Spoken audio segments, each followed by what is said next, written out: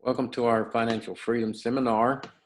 So good to have you. We're especially thankful for Dr. Jeff Crum teaching us these biblical principles and practical lessons on finances. And so I'm going to open us in prayer.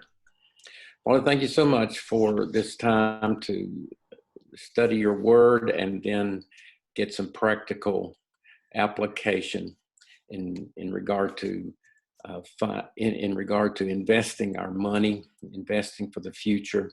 And I pray you'll be pleased and pray you'll give wisdom. And we ask these things in Jesus' name. Amen. All right, well, I'm glad to be with you again tonight. Tonight we're talking about investing, but let's advance the slides here and we'll review a few things along the way. First of all, our church exists to evangelize lost, edify believers, and I hope that you'll share these videos with others as you come along the way so that you can help direct others to Christ and encourage them in their growth in the Lord. Remember, we started talking about cash flow, income, and expenses. I'll review just a little bit about that. Then we talked about protection and cash reserves and insurance. Whether that's self-insurance through our cash reserves or insurance that we buy, where we pay money to move the risk to another company. Or now this week, we're talking about the future and how to have money for the future, specifically saving and investing. Now, we've talked quite a bit about saving, so I won't spend much time there, but the day's focus is primarily on investing. So that's where we'll spend the bulk of our time, and actually a good chunk of our time will come from the scripture as we talk about principles of investing.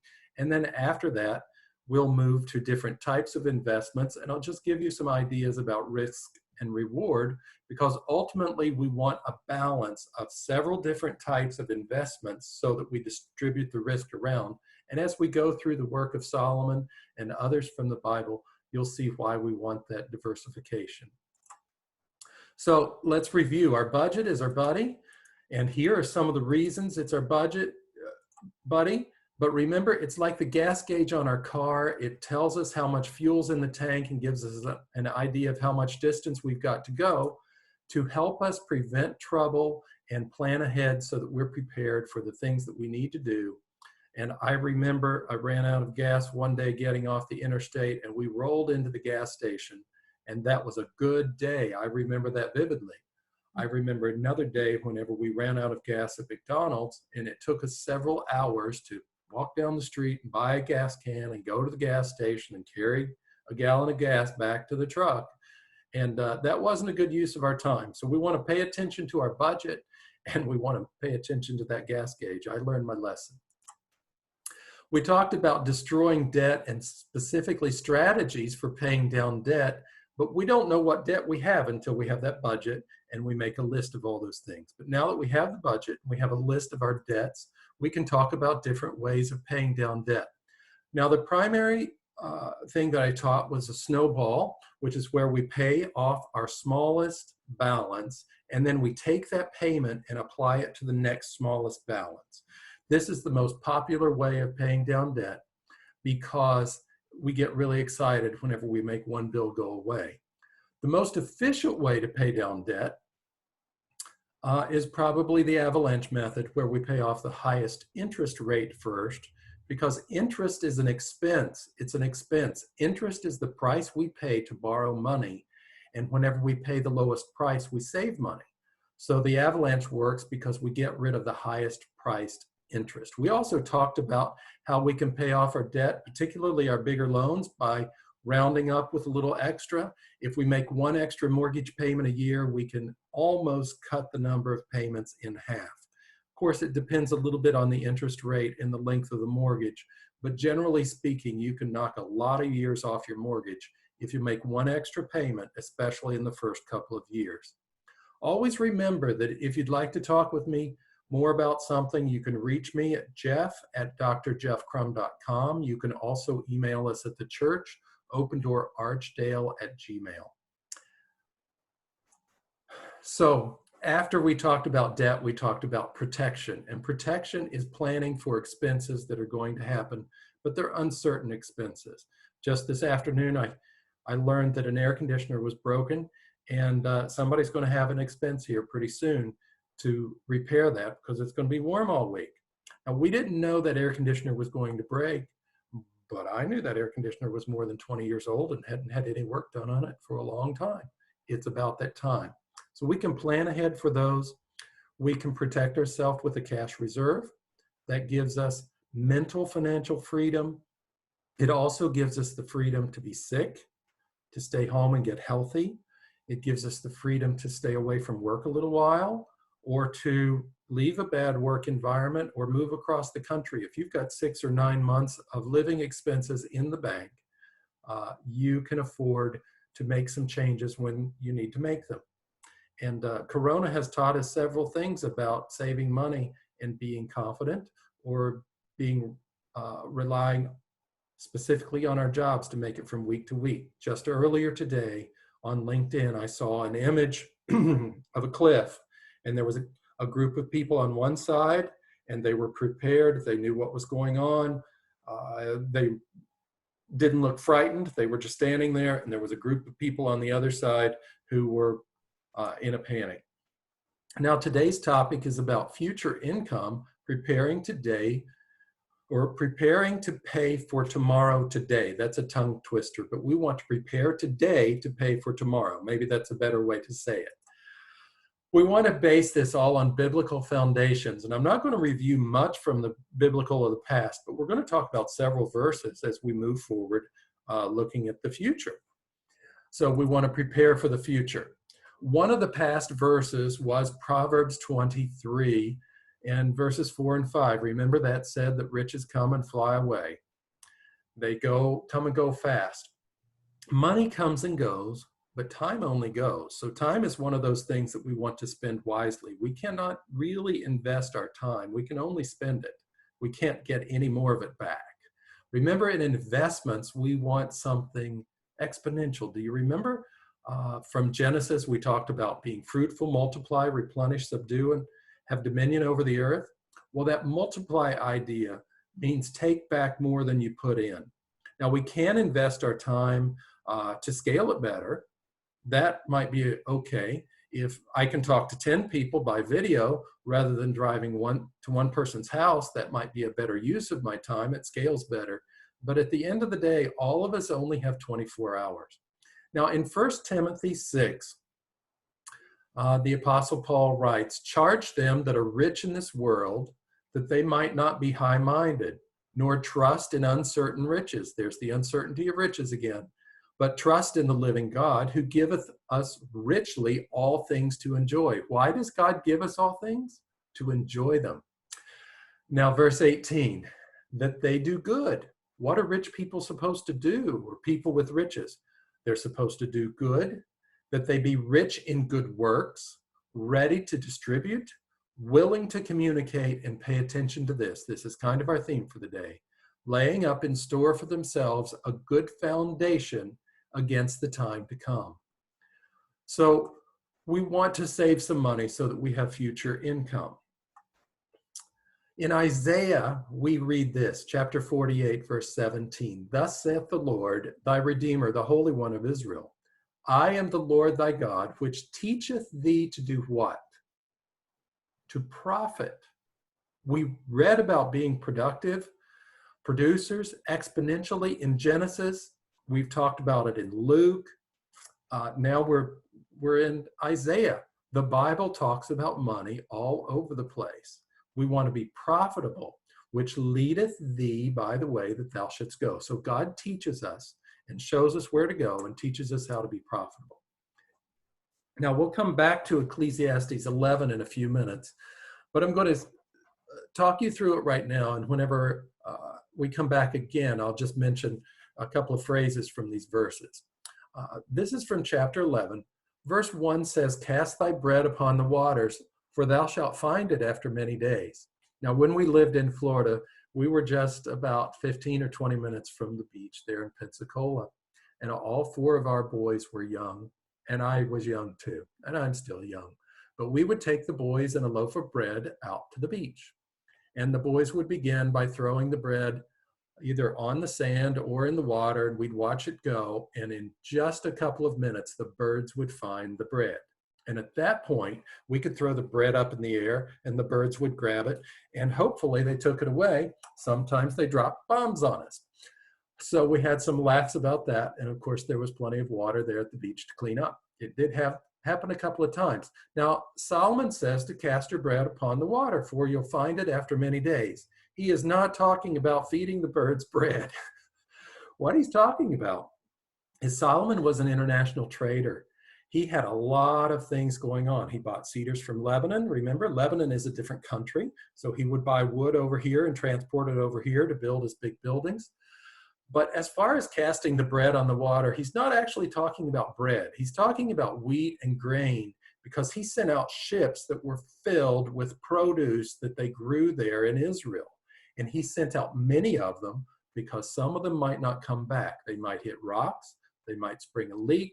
Everyone might get sick. But ideally, he would send out a ship of grain, and the traders would take that grain and trade it for spices or gold or fabric or cedars of Lebanon or whatever the case was, and they would bring back that other wealth. So we cast our bread on the waters, we invest, looking forward to it coming back. Now let's read verse 2.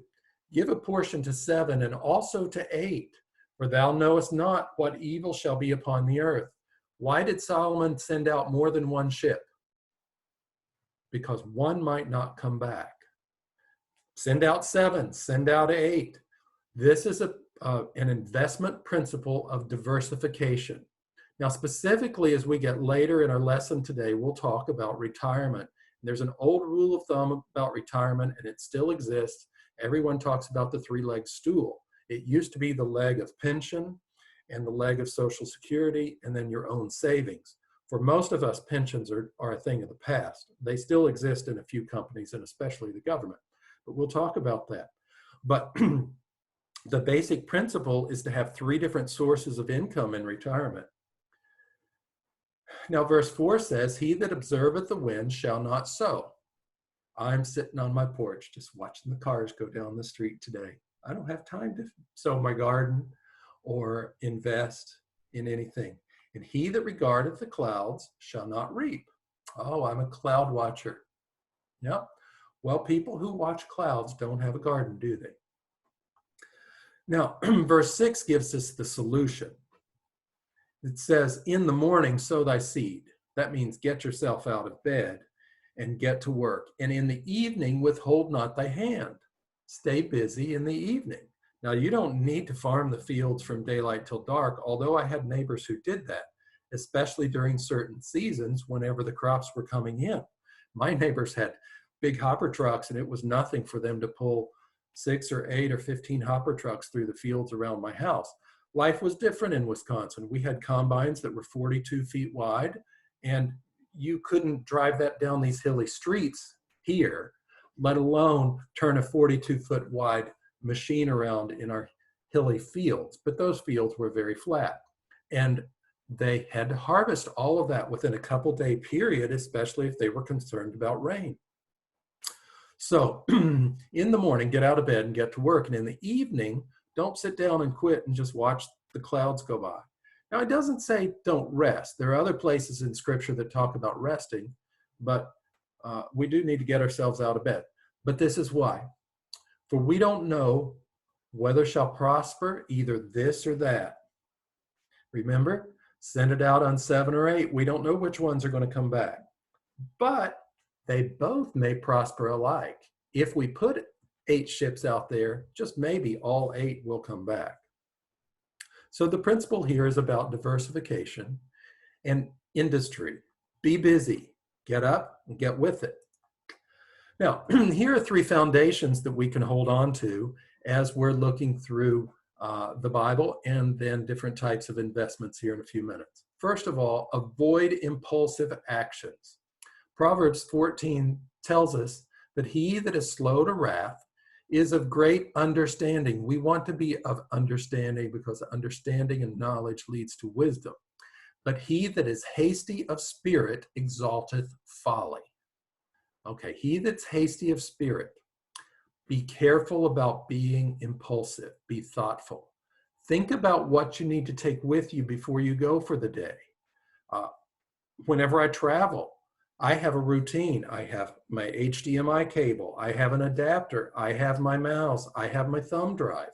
I go through this routine because if I'm missing one wire, my computer won't project. It won't work. And then I have to go buy something spontaneous, and something that's paid for or something that I bought inexpensively is very expensive whenever you have to suddenly buy it along the way.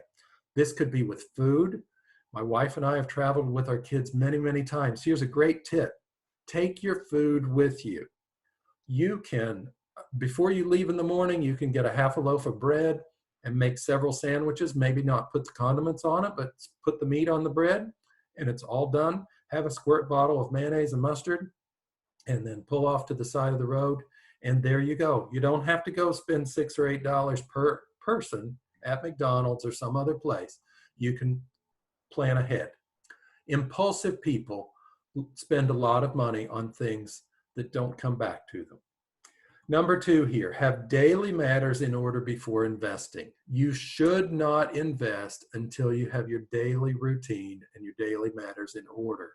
Get that debt paid down. If you're paying 23% interest, and that's a guaranteed bill, and you might get 10% interest back on this investment. Remember, investments don't come with guarantees. You're spending 23% over here, you might get 10% over here. A better use of your money is to pay ahead over here and then invest. Now, when you do that, you lose the time value of money, but you'll still do better paying off that 23% interest than you will maybe making back 5 or 6 or 10% over here. The Bible tells us in Proverbs 24, prepare thy work without and make it fit for thyself in the field. Deal with your garden first before you build your house. Why? Well, if you build your house first, you might be hungry and you need something to eat and you don't have anything. So invest in order. Now, later on, I'll give you the answer about whether your house is an investment or not. For the longest time, I thought it was, and that might not be the case. Another verse comes from Luke. For which of you, intending to build a tower, sitteth not down first and count the cost, whether he have sufficient to finish it?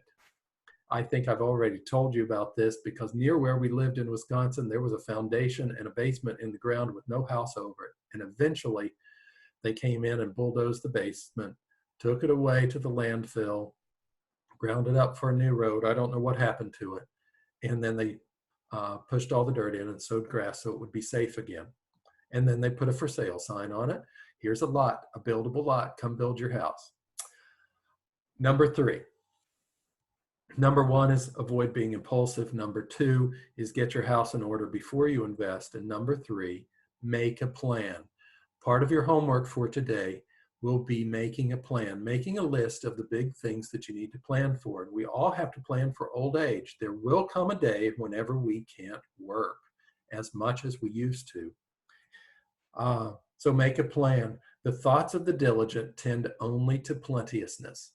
Diligent people keep thinking about how to have plenty. They want to have plenty to eat, and in investing, they want to invest so that they have exponential return. But everyone that is hasty, there's that hasty word, that impulsive word, their thoughts go to want. All right, just a couple more verses here in a minute. So 5 tips for better investing. Number 1, have your financial house in order before you start. This is your income and expenses. Remember, debt is a big expense, and you also have to protect yourself with your cash reserve, your health insurance. You can't afford to have a $100,000 heart attack. Most of us don't have that kind of money in the bank, and while you're having your heart attack and spending your $100,000, you're not working, so you don't have income. So you need that health insurance. The state says you have to have car insurance. The bank says you have to have mortgage insurance, and your spouse says you better have some life insurance. And I'm not telling you how much, because that's a big question. But you do need to have something so that you can give your family at least a year or 2, 5 years of stability if you don't come home. Number 2, time is your biggest ally. Remember, the rule of 72 tells us how often our investments double their value. And starting earlier will give you 1 or 2 more doublings. And that 2 more doublings will quadruple your money. That's the way the numbers work. So number 3, if you can't afford to lose it, choose something safer. My mother taught me this whenever I was a little child. I think I told you previously. I had a little bit of money. My brother had a little bit of money. I'm talking a few $100s here. And before we invested it in a church bond, and the church bonds were paying, I don't know, 12 or 14%, some crazy interest rate at that time. But she told me that I might not get that money back, and I had to be prepared to lose it. But if I put it out there, maybe I'd do well. Now, if you've got a 14% interest rate coming, that money will double in 5 years. So see, if I bought a 5-year bond and put in $500, I took out $1,000. And $1,000 was a lot of money then. Number 4, safety and risk are opposites. We'll talk about different types of investing in a few minutes, but the greater the risk, the greater the potential of reward or loss. And finally, tip number 5 is diversify. Your grandmother said, don't put all your eggs in one basket, because if you trip and drop your basket, you've broken all your eggs. You can diversify and you can insure. When we had chickens, we bought some calcium, gave the chickens too much calcium, which made their eggshells too hard, and the eggs would not break. So you can have some little tricks up your sleeve, and it sure is fun to go out in the yard and have an egg toss with some soft eggs and some eggs that won't break, and have some good laughs there. So here's a summary for you. Biblically, why invest? Number 1, we want to multiply our talents. Going back to the parable of the stewards, do something with it. Go back to Genesis. Be fruitful and multiply. You want to have increase. Number 2, you have to meet your future obligations. And old age is an obligation. You've got to live it. You ought to pay your own way, carry your own freight. Finally, we can't be effective ministers. We can't be generous with other people whenever we're struggling to survive ourselves. So we can be better givers whenever we invest. What we don't want to invest in, what we don't want to get caught up in, is pride, envy, greed. Oftentimes that envy and greed kind of goes together with the impulsive and the hasty. The pride goes together with my neighbor, my brother, somebody else bought one, I need one too. Well, you might want one too, but maybe not. You know, just last week I decided I was going to keep my old Cadillac at 17 years old, but I'm going to keep it another year because the repairs that it needs are $600 or $800, and that's a whole lot less expensive than buying another one. I don't know if I'll keep it after that, but I want to spend the money on something else. So I'm going to drive a cheap car. Now, investments are often talked about like vehicles. So let's talk about different vehicles or containers where we can put money to carry it over time. One container we can put it in is our mattress. Now, this is a joke, but it's not a joke because many people stash stuff under their mattress. If somebody breaks in the night, they're not going to carry it right out from under you. But the mattress might be a jar, a closet. My grandmother used to put big bills behind pictures in picture frames. After she passed away, we had to disassemble every frame in the house. And we found some money, but that's what she did. There is risk of inflation whenever we bury money in the backyard. Inflation is cost rise. So what $10 buys today, $10 won't buy in 10 years. Think of the price of stamps and how they've changed since you were younger. Now, banks and savings and CDs, the FDIC insures the banks. That's the Federal Deposit Insurance Corporation. Yes, the banks have insurance, and even the insurance companies have what's called reinsurance. They insure each other so that everyone is bolstering someone else. That's a very safe place to put money, but if you're getting 0.005% on your savings, you're still suffering from inflation. So the money is safe, but it is not growing at all and it's losing value. Cash value life insurance policies are a place where some people should put some money. Now, remember, insurance comes basically in two forms. There's term insurance, and term insurance is the least expensive way to buy insurance. So if you need a big amount of insurance, if you're younger and you want to make sure you've got enough money to put your kids through college in 5 or 10 years and pay off the mortgage and make your spouse safe, term insurance is the way you do that. But cash value life insurance is a way of saving money.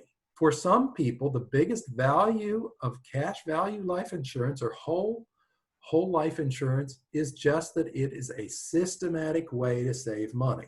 But if you're using it to save money, you better make sure you've got the right policy. I happen to sell life insurance. And one company I'm thinking about, if you buy the insurance policy that has this particular name on it, it will give you almost a 5% return back. That policy is designed to build cash value faster. There's another policy over here that doesn't build much cash value, and its return is like 1% or 1.5%. It's really small. So just because you have a whole life or a cash value insurance policy, that doesn't mean that it's going to build well or not build well. And then there's this thing that we'll mention in a moment called variable universal life insurance, which universal is kind of a mixture of both. And this pot that's holding the money is actually paying for the term insurance, but the pot that holds the money is invested. So it's an insurance contract that comes with guarantees paired up with an investment agreement, and the investments might or might not grow. So again, because it's an investment, it might grow more than that safe money, but because it's an investment, it might go the other way. So cash value life insurance policies are very big business. I can tell you about the business, and I'm not going to. They're good, but make sure that you've got the right one. If it's raining, you want to wear a raincoat, and if it's sunny outside, you want to wear something lighter weight because you're going to be hot and sweaty, right? But you still want to cover your skin. Have the right kind of insurance, and of course, the right amount. Now, another investment that most everyone who works has access to is some sort of employment retirement plan. Now, this used to be pensions, and in the pension world, the company just did that for you. And if you stayed with them for so many years, they did it for you. Pensions are almost a thing of the past. The last statistic I saw was that 93% of companies had left pensions, except the government. But in the late 80s and 90s, those retirement plans became portable and they travel with you, but you have to fund them and then the employer matches them. Now, if I'm your employer and Tim's here with me, if Tim is my employee and I promise him for every dollar he puts in, I'll give him $1, that doubles his money immediately. That's the best way to get a high return on your investment and start out with more money. So if you put in $1,000, they'll match it with another $1,000. Now, maybe they match it 1-to-1, maybe they match it 2-to-1, maybe they match it 1-to-3, and they've got some kind of limit on it, 5% of your income, something like that. So if you make $100,000, you can put in $5,000 to the plan, and they'll match that dollar for dollar or $2 for one or whatever their formula is. Each company has a different plan. Now, here's a tip for you. When someone changes companies, I've worked through this with several people, and the former owner of my house got some mail the other day from a 401k company. I knew what the envelope looked like, and I knew what was going on in there, and they haven't lived in this house for several years. Now, why is someone getting a statement about their retirement at the wrong address? Because they didn't change their address or roll that money over to a place. I'm not saying you should roll all your money into one basket. It might be a good thing to have it with 2 or 3 different companies, but keep a list of it. Review that list a few times a year. So the best way to save money is through a matching program, and the matching program helps you get the time value of money over time. It also helps you with dollar cost averaging. Let me quickly explain how that works. let's say that we're putting in $100 a month into the market. Well, this month the market's down because of COVID-19. So that $100 might buy us 100 shares because they're just $1 this month. Now in 6 months ago, when the market was really hot, that $100 would only buy us 10 shares. So we bought 10 shares that month and 100 shares this month. Now we've got 110. So on average, we got 55 shares a month, and that's good. So you can't time the market very well. Now, the College 529 plans, those can be very good. Those are state savings plans where you save to attend college. Problem with the college saving plans is that they're intended to save for college. So what if your child decides not to go to college? Well, your money's tied up in that plan, and maybe you'd want to use some other investment to collect money for college. Maybe not. They have some positive points. They help you save money. They have some price control things worked in there. But be aware of those because sometimes kids don't go to college and you need to get your money out. Brokerage accounts. These are your stock accounts or your mutual funds accounts. And you would get a longer statement listing all of this every month, maybe, if you have these, or maybe every quarter. It depends on how much trading you do. But be aware, over on the 401k, you might get a brokerage statement from the 401k. Maybe you get two different statements, maybe they come in different sections, but pay attention to this. The 401k money is retirement money. Retirement is a qualified term, money that has been set aside for you to access after you turn age 59 and a half, more or less, depending on how the laws change. COVID changed a few things for us about RMDs and 70 and a half and those kinds of things. So the laws do change. But generally speaking, if you're going to use that money before age 60, it's not retirement money. It's some sort of savings and investing. And after age 60, it might be retirement money. And anything that becomes qualified becomes traditional or Roth money. Those all have different sections on your brokerage account statement, so pay attention to them. Your brokerage account might list them all, and it might only list some of them, or maybe your brokerage only has investment money that's just money, and maybe you have the retirement money set aside in another vehicle of some kind. Now, real estate, art, collectibles, those also might be investments. Personally, I like rental property because everybody's got to live somewhere, and I consider that an investment and I make some money on it. But in a few minutes, we'll talk about and ask whether your house is an investment or not. Now, art and collectibles, if you know what you're doing and if the market holds, you can make money. One of my sons started buying and selling Mazda Miatas, and he's made some money doing it. But he's also not made some money and just let some of those cars go. He's flipped 3 or 4 of them. I don't know how many. I don't follow it. But he'll buy something for $500 and fix it up and sell it for $1,500 or $2,500. So what goes up may or may not come down. I love this picture of someone lifting weights. They're going to lift that weight and it's going to come down. But whenever it comes to investments, maybe it'll come down and maybe not. Now, over on the left are our riskier investments. Over on the right are the safer investments. And sometimes you'll see this pictured in what's called an investment ladder.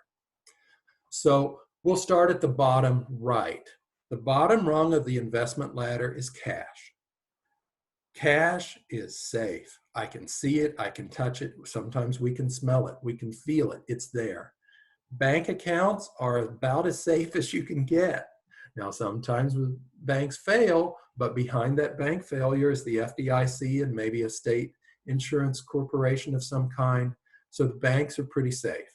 They're about the best you get. Now, CDs, you can buy CDs at banks, or you can buy them from brokerage houses or other places along the way. But CDs are very safe because you can go trade them for money. And some of these things, if the bank gets in trouble or whoever sold you the CD, some of those things have priority whenever it comes to bankruptcy. So if that business goes bankrupt, you can be toward the front of the line to get your money. And those people who own the common stock, they're in the back of the line and they might not get any money. Now, fixed annuities can be really good. They guarantee you, they're kind of like a CD. Maybe you buy they're called MIGAs, 3, 5, 7-year fixed annuity, and maybe you can get 2, 3, 5% return depending on the company. Now, the companies that have kind of lower ratings, maybe B companies or B minus, things like that, they might pay you higher interest. The companies that are double A's and all those kind of pluses, they might not pay quite so much interest because they're safer. Now, fixed indexed annuities are somewhere between the fixed annuities and the variable annuities that I talked about with the insurance a while back.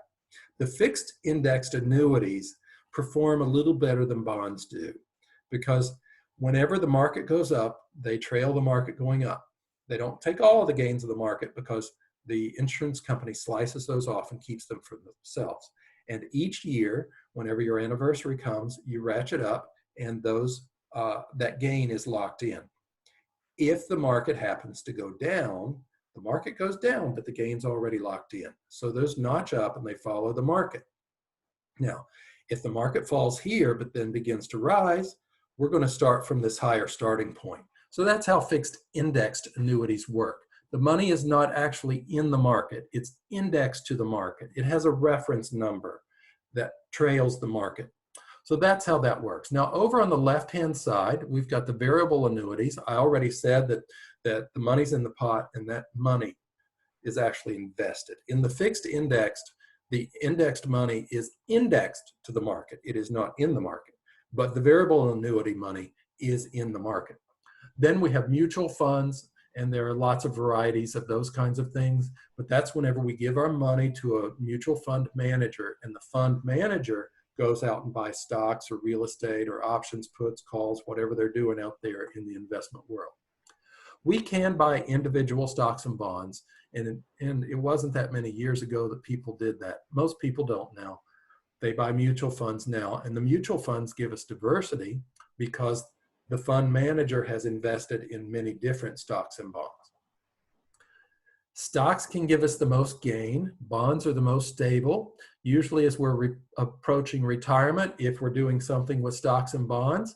If we're younger, we have a higher balance of stocks and maybe very few bonds or a different proportion in bonds. And as we get older, we become more conservative and put more of our money in bonds and less of our money in the riskier stocks, depending on how much money we have. If you're a bazillionaire, you can risk pretty much all of it, lose 75% of it in the market, and you're still a bazillionaire because you've got so much.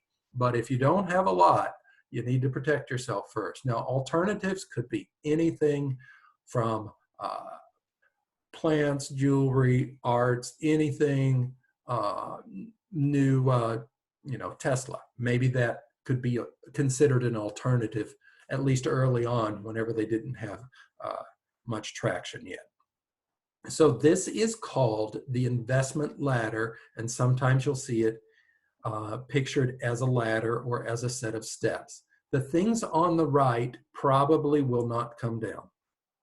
They only go up, generally speaking. The things on the left go up and down, and the higher we are on the left, the more likely they are to go down during certain seasons. Now, is your home an investment? We all must have a home. We don't have to have investments, do we? It might be an investment, but we have to consider our home as an expense. I can use my personal story here because I bought a farm. It's a matter of public record. It was $400,000. That's what I paid for it. And after I sold it and paid the realtor, that's what I got for it. Okay. It did not appreciate. The appreciation of real estate is not guaranteed. What we had was an expensive home that we lived in for 10 years. And when we moved out, we had the same money that we went with. And most of that was borrowed money. So we didn't carry away that 400. Nope. Didn't happen that way. Most of it went back to the bank, right? Because we had a mortgage. So was it an investment? didn't really pay off as an investment. It was just a home. Now, had that home appreciated at 2 or 3% a year, it would have appreciated much more than many other homes because it was an expensive home. And I shouldn't say it was just a home. Remember, it was a farm. It had acreage and outbuildings and barns, and we had thousands and thousands of planted trees and a silo and a grain bin. So it wasn't just a house. All right, diversify your holdings. Remember what Ecclesiastes 11 said, cast your bread on the water. What happens if we don't put it out there? It's not going to come back. But if we put it out there, it might come back. Give a portion to 7 or 8. How come? We don't know which one's going to prosper or which one's going to fail. Ecclesiastes told us this wisdom thousands of years ago, and the facts still apply today. If you don't try, you won't win. And when you do try, you don't win them all, but we don't know which ones. I worked in marketing for a while, and we had a saying, 50% of what we did was a failure. But we didn't know which 50%, so we just kept doing it because 50% was a winner. All right, let's talk about diversification as it applies to retirement. We used to talk about the three-leg stool, remember? The pension, Social Security, and other income. Well, pension is now a thing of the past. So our retirement plan has replaced the pension, but that's kind of taken the place of the other. So we don't have a good three-legged stool anymore, because if our retirement plan replaced the other, now we only have 2 legs. And a few months ago, the government was telling us that in the year 2034, Social Security is going to take a big hit. So let's talk about the last 2 months. If people are not working and having normal income, they're not paying into Social Security. So COVID-19 has made a big impact in the Social Security plan. I don't know if it's changed that 2034 number. Nobody's talking about that right now. We're trying to be healthy and survive this problem that we have now. But 2034 matters to me because that's about the time I plan to start drawing. Now, about half the people in the country live on Social Security only. And if you're later in life, those are choices and circumstances that have come to you. But if you're earlier in life, I urge you, give. Be generous from the front of your income. Save enough so that you have a basic nest egg, a security blanket, a reserve account. Live beneath your income. Be careful with debt and invest. If you invest about 10% of your income, maybe 15 if you can, throughout your 40 working years, then for the remainder of your life, that income will give you about the same level of income that you've been used to. If you've paid off your house and things and your expenses are lower in older age, and for many folks they are, that income will go a little further for you. A word about Social Security. It was designed so that 12 or 14 people could pay the expenses of an older person and keep them out of poverty, just out of poverty, for a couple of years. How long are you living? How long are your parents living? Just yesterday, my home church posted on Facebook that they were celebrating Winslow's birthday. Winslow turned 102 today. Now, assuming he retired at 65 or 67, he's been living off of Social Security for 35 or more years. Social Security was designed to fund people for 2 years, 3 years, a short little period of time. People didn't live till 70. That's not the way it worked. So the system is upside down, and we need to take personal responsibility to make sure that we can provide for ourselves and then let Social Security be the safety net that it was designed to be. Moving on. Remember, you can invite a friend to join us. Invite them soon. We only have 1 more week left. Next week, we're going to be talking about legacy. I'll give you helpful tips on how to have a will, when you need to go talk to a lawyer, when maybe you just need a piece of paper. But wills are important. If you don't have a will, somebody else will make the decisions for you. You don't want that to happen. And those people who are making the decision will charge you for that decision. And many people who don't have wills don't have money to pay for those decisions. And probate can be expensive. If we can avoid things being in the will and going through the will and probate, we can save money. Life insurance policies, they're not probatable. You list your beneficiaries, you die, the money goes to the beneficiaries. It doesn't belong to the estate unless that estate is the beneficiary. Same thing can be true with your retirement accounts and things like that. You can put a beneficiary on there, and I'll review those facts with you next week. If you've got questions, you can send them to me or send them to the church. Remember, I want to help you. All right, so here's some investment homework for you. List the major items that you need to save for, including the amount and the time frame. For example, you've got one child who's going to go to college in 10 years. How much are you going to save for college? You're going to have to look this up. How much does college cost now? And what's that number going to look like in 10 years? I don't think college is going to look the same in 10 years.